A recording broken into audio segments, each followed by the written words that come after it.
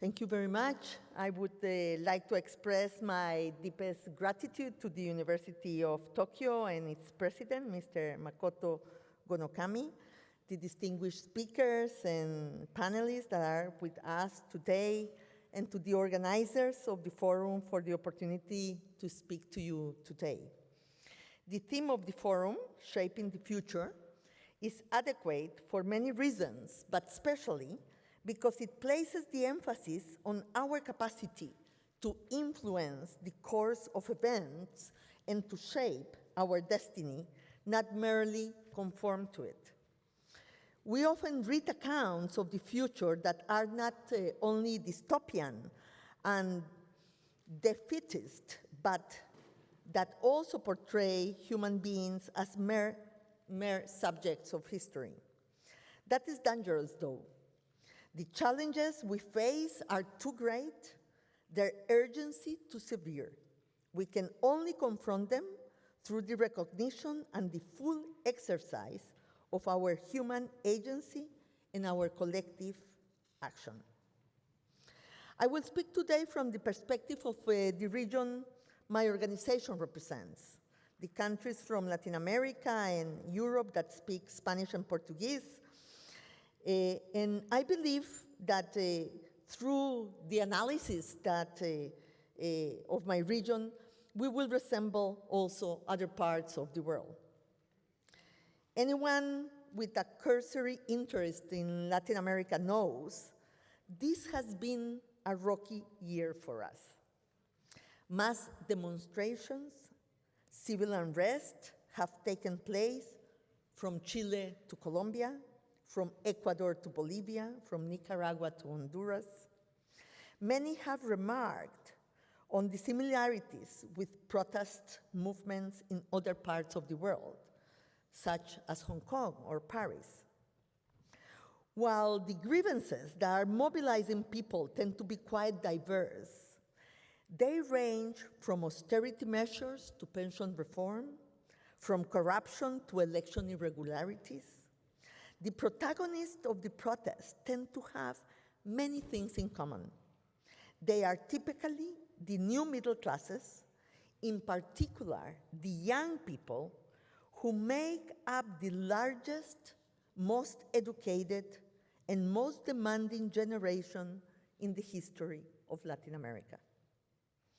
Borrowing a term from economics, we could say that Latin American societies are overheated. The 21st century ushered an era of exceptional income growth in Latin America, thanks in large part to high commodity prices, but also due to the expansion of social policies. Bear in mind that in the 25 years from 1990 to 2015, Latin America nearly quadrupled its per capita income from $2,300 per capita to $8,200 per person. The social structure of society during especially this century changed dramatically. According to the World Bank numbers, poverty in Latin America has halved from 2000 to 2017, going from almost 44% of the population under the poverty line to 24%. While in that period, the middle classes, measured in absolute income terms, grew from 22% to 37% of the population. This has been an economic transformation of enormous wide that has brought malnutrition, infant and maternal mortality down by very important numbers, and the expansion of education and health. As an example for you, tertiary education enrollment in Latin America more than doubled during this last decade. And 2 in every of every 3 university students in Latin America are first generation in their families to attend college. This has been an incredible social mobility in the region during this time. So right now, the social structure of the region is more or less 35% of the population in the middle classes, and around the same, another third of the population, part of what we call the vulnerable groups, those that have gone out of poverty, but are not yet middle classes. They are still very vulnerable. They don't have social protection. They are inserted in the labor market in the informal sector many times. They are not poor. They are no middle classes. They are very vulnerable, better than before, but very vulnerable to the economic shocks.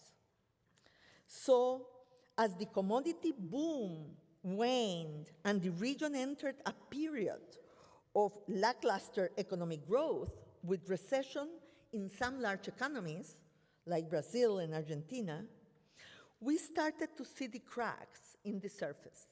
Still, we are still the most unequal continent in the world, and citizens discontent with the political system no longer had the buffer of consumption growth.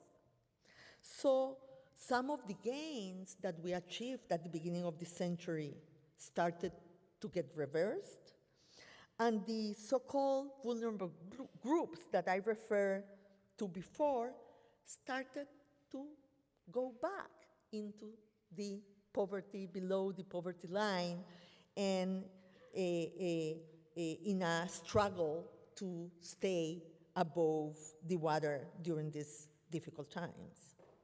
So 3 main problems arise with the good news of the beginning of the century that we are facing today. First, the deceleration of the economy due to the fall in commodity prices and the weak performance of international trade. Let's remember that this incredible growth of Latin America happened with globalization. This is a region that opened up to international trade. So the bad performance of international trade during the first months of this year, that has been even in negative numbers, has affected the economic growth of the region. And also what we call the synchronized deceleration of economic growth globally, where 90% of the economies of the world are decelerating right now.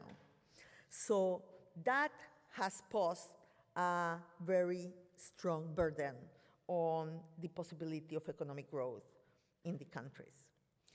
The second problem that we face is that despite our economic growth of the beginning of the century, really our productivity growth was very bad.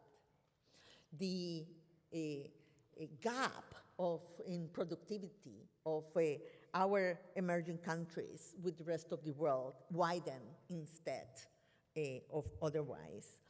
And innovation, investment in science and technology, and in infrastructure really lagged behind. So the job creation in the region has not kept up with the expansion in human capital that we experience. Unemployment stands at around 8%, and youth unemployment at around 18%, the highest level since tracking of regional average began almost 30 years ago. About 10 million Latin Americans between the ages of 15 and 24 are looking to enter the labor market, but they do not find decent jobs and opportunities for that insertion. Meanwhile, then, the region has the biggest skill gap in the world, ranking first for over a decade in the number of companies that have difficulty finding workers with the right set of skills. This despite the impressive gains that we had in access in education. So we have jobs that don't find workers and workers that don't find jobs. So the mismatching of skills is the second very important problem we are facing. And our third problem that I want to refer to is that usually when you have societies that are changing so rapidly, where events are so fast, not everything changes at the same pace.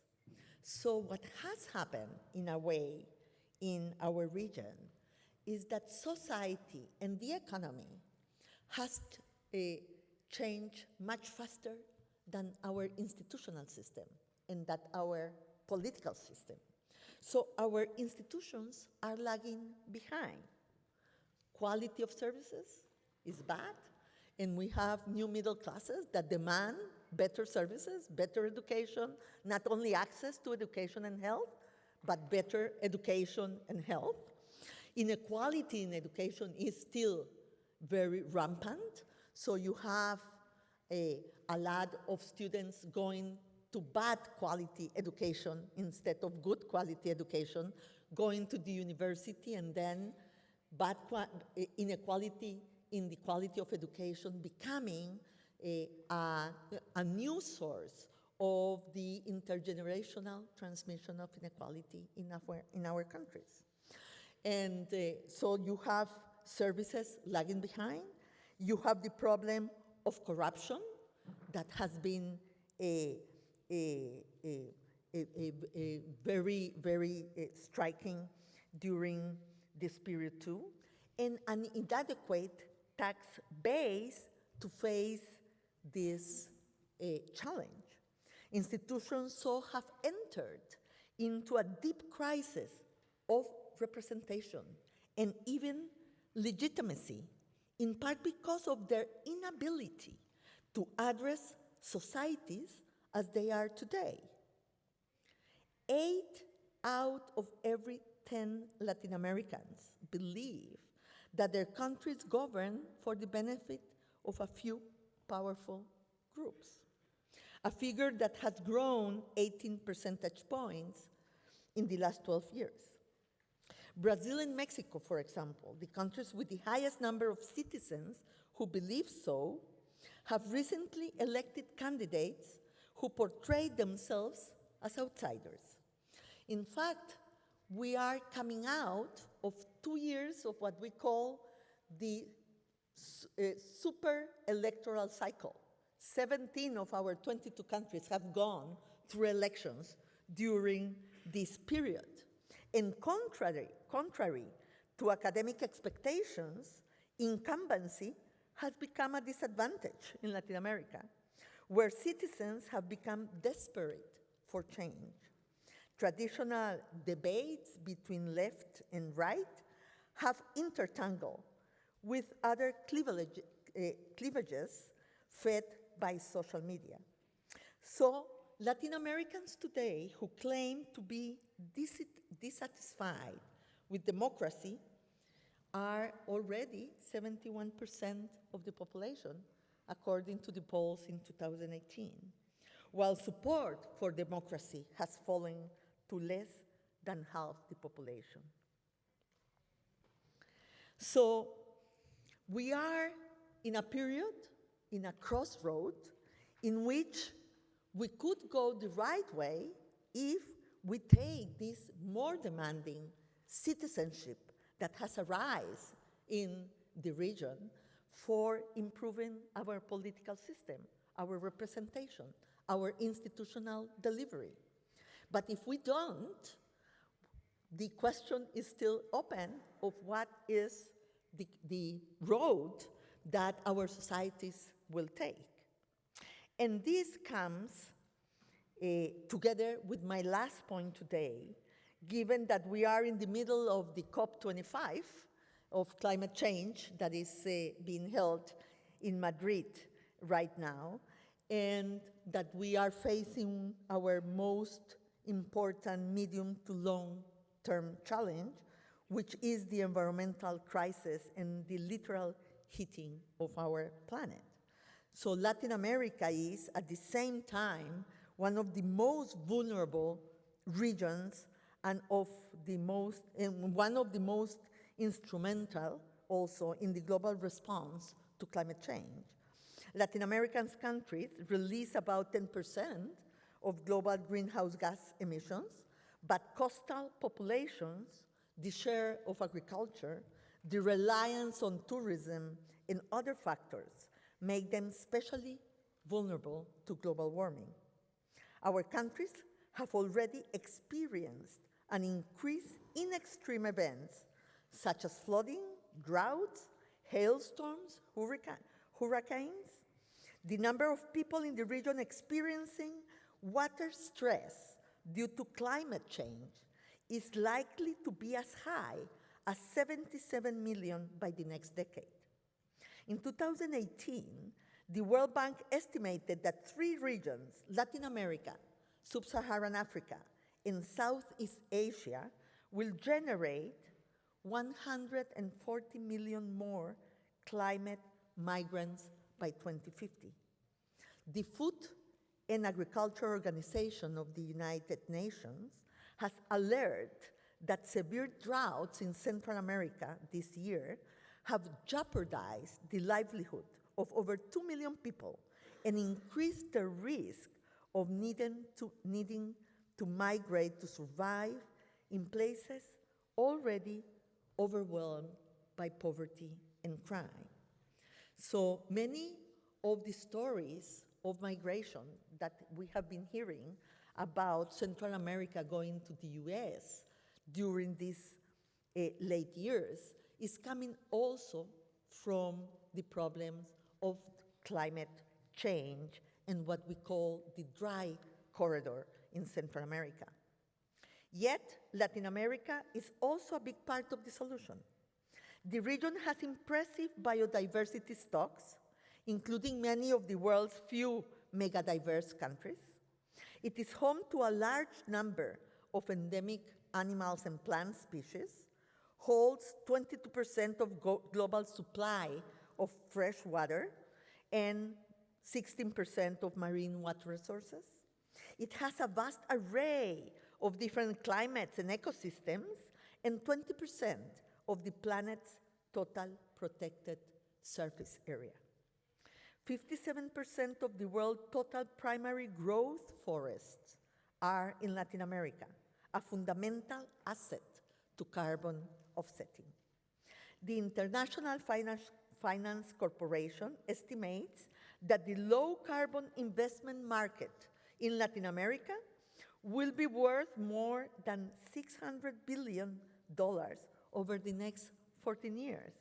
The region's potential, then, for the green economy and the blue economy. When I studied economics, there were no colors, but now we have, yes? We are the green economy, the blue economy, the orange economy, the white economy. But in our region, it is perhaps this possibility, what I deeply believe holds the key to some of our social and political problems, since it affords the opportunity to jumpstart our economies and institutional setting in a new direction. It all depends on our ability to act fast and together. This is happening as we speak in the COP25, taking place in Madrid. I attended the meeting before coming here and witnessed the leadership and resolution with which Latin America is urging for more decisive action. Together with the European Union, we have joined the High Ambition Coalition for Nature, determined to raise the bar by 2020 and significantly increase short-term action to lower emissions. Latin American countries have also seen strong proponents of nature-based solutions, an area where we have accumulated valuable experience. 30% of the solutions for the gas emissions will come from nature, but only 2% of the financing is going to these solutions. So let me finish by again making a plea to really cost the switching to a low carbon growth part that will, delayed action will be of incalculable harm. There are significant payoffs for societies who achieve this energy transition, or more correctly, the socio-ecological transition, because it is of the essence that we adopt a whole of society approach and hit the distributional effects of economic and productive change. Dear friends, I began my remarks stressing the power and responsibility that comes with human agency, with our ability to think about the future and make it happen. I am well aware of the magnitude of the problems we face, but I also believe that throughout history, moments of this dislocation have also been moments of great possibility. It is up to us to transform anxiety into opportunity. Thank you very much.